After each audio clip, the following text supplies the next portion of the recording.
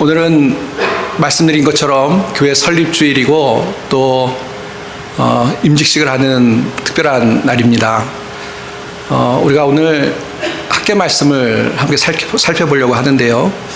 오늘의 주제를 미리 말씀드리자면 우리는 참 연약한데, 그런데 우리의 연약함에도 불구하고 하나님께서 우리를 사랑하시고 또 우리와 함께 하시기 때문에 사실은 우리가 연약한 사람들이 아니다 라는 주제를 가지고 함께 말씀을 나누고자 합니다. 이 말씀을 나누는 이유는 우리 개인이 다 하나님 앞에서 연약한 사람들이죠.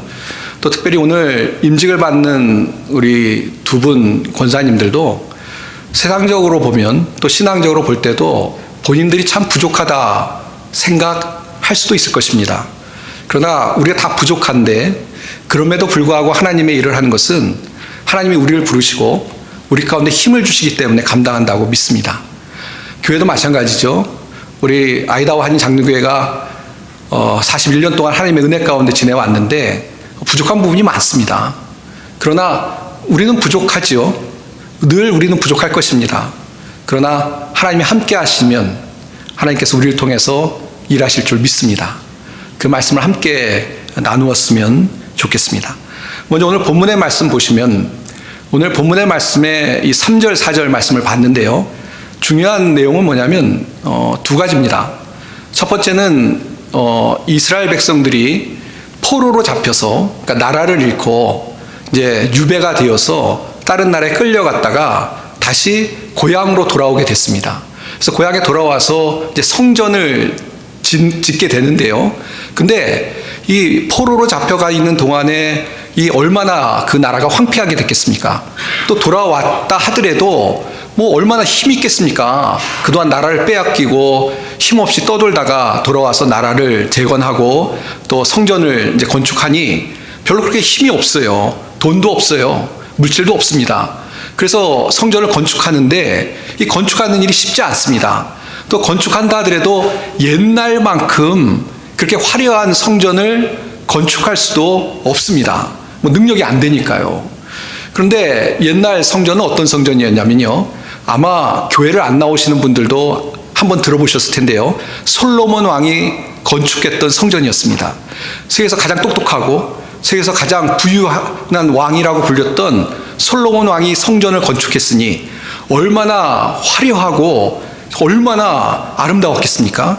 근데 그런 성전을 보았던 사람들이 이제 성전을 건축하는데 능력이 안 돼서 그 성전과 비교할 수 없는 성전을 건축하게 되는 그런 사정이 있었습니다. 자, 그러니 얼마나 마음이 속상했겠습니까? 사실 오늘 처음 서론 부분에 열등감에 대한 이야기를 좀 하려고 했는데요. 좀 시간이 길어질 것 같아서 생략을 했는데 이 사람은 열등감이라는 문제를 안고 삽니다. 암만 똑똑한 사람도 좀 더 똑똑했으면 좋겠다. 저 사람에 비교하면 난 참 모자러 라는 생각을 갖고요. 또 돈 많은 사람도 암만 돈 많은 사람도 딴 더 돈 많은 사람하고 비교하면 난 더 돈이 많았으면 좋겠어. 난 가난해 라고 생각을 갖는 것이 사람의 마음입니다. 그래서 누구에게나 이 모양은 다르고 정도는 다르지만 열등감이 있는데요. 자, 근데 그 열등감은 어디서 오냐면 사실 비교하는 데서 옵니다. 비교할 것이 없으면 뭐 열등감을 가질 필요가 없겠죠. 나보다 잘난 사람, 나보다 나은 사람 보지 않는다면 그런 열등감을 갖지 않을 텐데 그런 사람을 만나고 보기 때문에 열등감을 갖게 되는 것입니다. 근데 오늘 성전도 마찬가지죠. 아예 솔로몬의 성전을 본 적이 없어요. 그러면은 어떻게 짓건 간에 큰 문제가 안 될 것입니다. 그러나 옛날에 아름답고 화려했던 성전을 봤어요. 봤으니 그거 비교해서 상대적으로 내가 얼마나 초라한지를 깨닫고 이스라엘 백성의 마음이 편치 않았을 거라는 것입니다. 그러니까 낙심이 되겠죠. 불만스러웠겠죠. 그리고 정말 삶에 대한 어떤 만족한 마음보다는 삶의 어떤 부족한 부분에 대해서 더 속상한 마음이 들었을 것입니다. 이게 첫 번째고요. 근데 하나님께서 그 이야기를 3절에 하고 계시죠. 너희 눈에 보잘것 없지 아니하냐. 보잘것 없다고 하나님께서도 그렇게 말씀하십니다. 근데 두 번째가 있습니다. 두 번째 뭐냐면, 그런데 하나님이 하시는 말씀은 뭐냐면, 그것 때문에 속상하거나 섭섭하거나 안타까워하지 말라는 것입니다. 그러면서 뭐라고 말씀하십니까? 스스로 굳세게 할지어다. 스스로 굳세게 할지어다. 근데 하나님이 얼마나 그걸 강조하시는지 4절 본문에 스스로 굳세게 하라는 말을 3번이나 반복하고 계십니다. 그러니까 정말 진심인 거죠. 이 말을 반복하는 것은 두 가지 중에 하는 것 같아요. 나이가 들면 반복하는 것 같고, 그 다음에 또 하나는 정말 강조하고 싶으면 반복하는 것 같습니다. 하나님 연세가 드셔서 반복하는 것 같지는 않고, 정말 중요하니까 정말 굳세어라. 강조해서 흔들리지 말고, 열등감 갖지 말고, 속상해하지 말고 마음을 굳세게 하라라고 말씀하십니다. 그 이유가 뭐냐면요, 이 자기의 그 보잘것없는 성전들 때문에 속상한 백성들을 향해서 왜 스스로 굳세게 하라고 하나님이 말씀하시냐면, 거기에 이유가 있습니다. 이 4절 뒤에 보면, 내가 너희와 함께한다. 내가 너희와 함께한다. 내가 너희와 함께하니까 마음을 굳세게 하라. 속상하거나 낙심하지 말아라. 라고 이야기하고 계십니다. 그 다음에 7절부터 이렇게 보면, 7절부터 9절까지 본문의 말씀 제가 읽지는 않겠습니다. 보면 하나님께서 함께 하셔서 이스라엘 백성들이 마치 예전에 그 홍해도 건너고 또 하나님의 은혜 가운데 나라를 건설했던 것처럼 하나님이 함께 하셔서 앞으로도 지켜주실 것이기 때문에 너희가 속상해하지 말고 마음을 굳세게 하라라고 말씀하고 있습니다. 그러니까 정리하면 이렇습니다. 두 번째는 뭐냐면요, 암만 지금 속상한 일이 있고, 특별히 자기를 보면, 이 성전을 보면 마음이 낙심이 되고 어떻게 해야 될 건가, 마음에 불안과 염려가 생길지 모르는데 그러지 말라는 것입니다. 왜냐하면 하나님이 함께 하실 것이기 때문에, 하나님의 영광이 함께하고 하나님의 은혜가 함께 하실 것이기 때문에, 화려한 성전에만 하나님이 계신 것이 아니고 이제 보잘것없게 보이는 성전에도 하나님이 함께 하실 것이기 때문에 스스로 굳세게 하라고 하나님이 말씀하고 있다는 것입니다. 이걸 어떻게 우리에게 적용해야 되겠습니까? 우리 지난주에 하나님 말씀 들으신 분들은 이해를 하실 텐데요, 이 성전이라는 것이 이제 건물이 성전이 아닙니다. 구약에는 솔로몬도 성전을 짓고 백성들이 성전을 짓고 성전 짓는 것이 중요했습니다. 그러나 이 계시가 점점 하나님의 말씀이 우리에게 주어지면서, 지난번에 말씀드렸으니까 자세히는 말씀 안 드리겠습니다만, 예수님이 성전이시 되신 거고요. 그 다음에 우리가 성전이 된 것이고, 그러니까 우리 몸이 하나님의 성전이 된 것이고, 우리 사랑하는 성도님들이 함께 모인 이것이 바로 성전이고 교회인 것입니다. 그러니까 이 말씀을 우리에게 적용하자면, 우리가 부족해요. 우리 교회가 부족해요. 우리 성도들이 모여서 함께 예배드리는 우리 교회가 연약해요. 그리고 우리 자신도 신앙적으로나 부족해요. 그러나 하나님이 뭐라고 말씀하시냐면, 스스로 굳세게 하라. 낙심하지 말라. 그런 것 때문에 시간 허송세월하지 말고 하나님이 함께 하시니까, 하나님이 우리를 지켜주시니까 믿고 의지하고 나가라고 말씀해주고 있다는 것입니다. 이것이 신앙 아니겠습니까? 저도 뿐만 아니라 우리 성도님도 다 그러실 텐데, 하나님이 살아계시다고 믿습니다. 하나님이 온 우주를 다 창조하셨다고 믿습니다. 더 중요한 것은 2000년 전에 하나님의 아들 예수님이 이 땅에 오셔서 구제불능인, 죄 때문에 어떻게 할 수 없는 우리를 위해서 십자가에서 죽으신 역사적인 예수님을 믿습니다. 그리고 그 예수님이 얼마 후에 우리가 함께 축하할 텐데요, 사망 권세를 이기고 부활하셨다고 믿습니다. 그렇기 때문에 그 예수님을 믿는 사람들이 성경에 있는 것처럼 예수님을 믿으면 죄가 용서함 받고 구원을 얻는 은혜를 하나님이 주신다고 분명히 믿습니다. 그 믿음이 있으니까 이렇게 목사하죠. 그럼 제가 그런 믿음도 없으면 목사를 못했을 겁니다. 정직하게 정말 하나님과 예수님을 믿습니다. 그리고 그 때문에 구원받았다고 믿습니다. 근데 그럼에도 불구하고 지금도 너무너무 부족한 거예요. 그게 너무 속상합니다. 예수님을 닮았으면 좋겠는데 아직도 저를 보면 다 부족해요. 세상 욕심도 많고요. 세상의 어떤 것에 대해서 유혹도 많이 받고요. 또 이 열등감 얘기를 했는데 열등감도 많고요. 또 분노도 많고요. 엉망이에요. 그러나 그럼에도 불구하고 저는 이런 부족함이 있지만 하나님이 제 속에 계시기 때문에, 예수님이 제 속에 계시기 때문에, 그렇기 때문에 하나님의 자녀로 살아갈 수 있음을 믿고 오늘도 주님을 의지하는 가운데 살아가고 있습니다. 우리 사랑하는 성도님들도 이것이 바로 믿음인 줄 믿습니다. 우린 부족하고 연약하지만 우리 안에 하나님이 계시기 때문에 그 하나님을 의지하고 주님을 믿고 주님 안에 살아갈 수 있는 그런 우리 모든 성도님들이 다 되시길 바랍니다. 그래서 고린도후서 4장 7절에 보시면요, 우리가 이 보배를 질그릇에 가졌으니 이는 심히 큰 능력은 하나님께 있고 우리에게 있지 아니함을 알게 하려 함이라 라는 말씀이 있습니다. 우리는 질그릇이라고 표현하고 있습니다. 질그릇은 투박하고 비싸지 않은 깨지기 쉬운 그릇이라는 거예요. 어떤 보기에 뭐 도자기처럼 그런 것이 아니고 일상생활에 쓰는 그릇이라는 거예요. 가치가 없는 그릇이라는 겁니다. 그러나 이 그릇이 가치가 있는데요. 왜 가치가 있습니까? 그 속에 보화가 담겨져 있으니까. 그래서 가치가 있는 그릇이 되었다고 얘기합니다. 그래서 우리는 약하고 연약하지만 하나님이 우리와 함께 하시기 때문에 우리가 세상을 살아가는 동안 믿음으로 살 수 있고 세상을 살아가는 동안 하나님의 자녀로 살아갈 수 있는 줄 믿습니다. 이런 믿음으로 살아갈 수 있는 성도님들이 다 되시길 바랍니다. 예. 사도 바울이 그런 얘기를 하죠. 고린도후서 12장 9절인데요. 나에게 이르시기를 내 은혜가 내게 족하다. 이는 내 능력이 약한데 온전하여 짐이라 하신지라. 그러므로 도리어 크게 기뻐함으로 나의 여러 약한 것들에 대하여 자랑하리니 이는 그리스도의 능력이 내게 머물게 하려 함이라. 이 좀 설명을 드려야 되겠는데요. 사도 바울에게 몸에 문제가 있었어요. 육체의 어떤 가시라는 표현을 쓰는데 뭔지는 모르겠어요.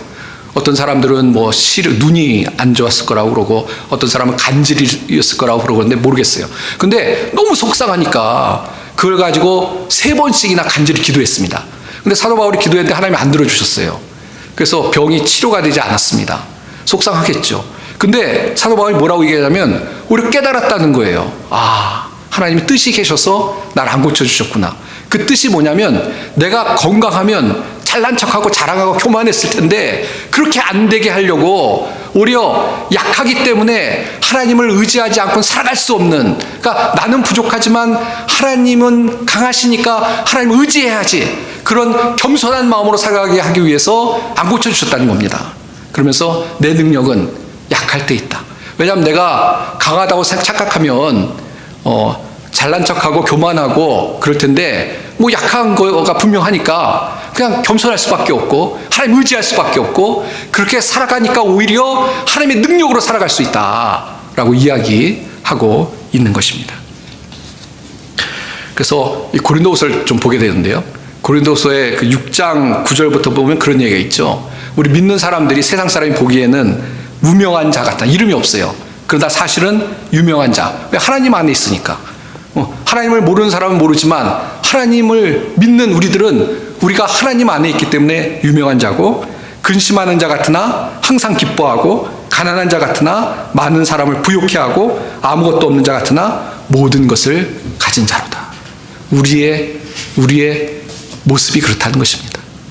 우리는 우리 스스로도 그렇고 별거 아니라고 생각할지 모르지만 하나님이 아니야, 너는 내 자녀고 너는 걸작품이고 너는 내가 너와 함께해서 늘 널 지켜주고 인도해 줄 거야 라고 말씀하시기 때문에 우리에게 은혜가 더 크다는 것입니다.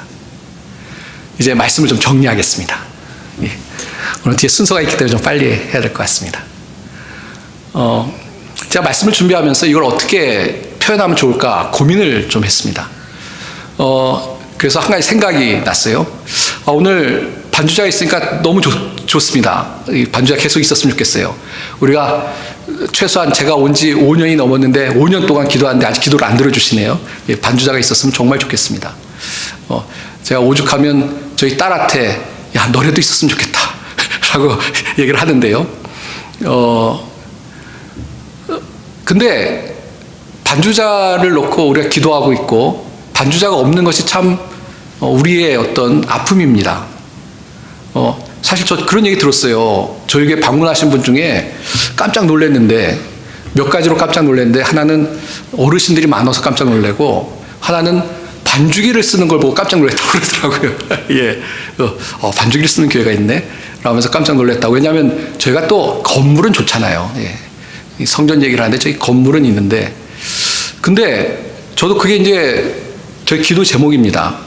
오해를 하시지 않았으면 좋겠는데요. 근데 그게 우리의 큰 어떤, 뭐라고 보면 속상한 문제예요. 근데 하루는 어떤 생각이 들었냐면요.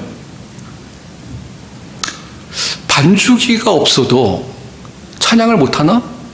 반주자가 없어도 찬양을 못하나? 그건 아닌 것 같아요.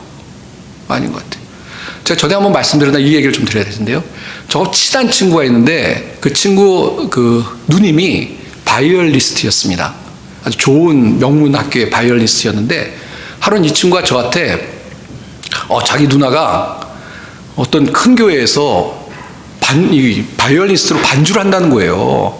그래서 제가 깜짝 놀라가지고 야 말이 되냐? 너도 예수 안 믿고 니네 누나도 예수 안 믿는데 교회에서 무슨 반주를 해? 말이 돼? 그랬더니 친구 하는 얘기가 아르바이트 그러더라고요. 아르바이트.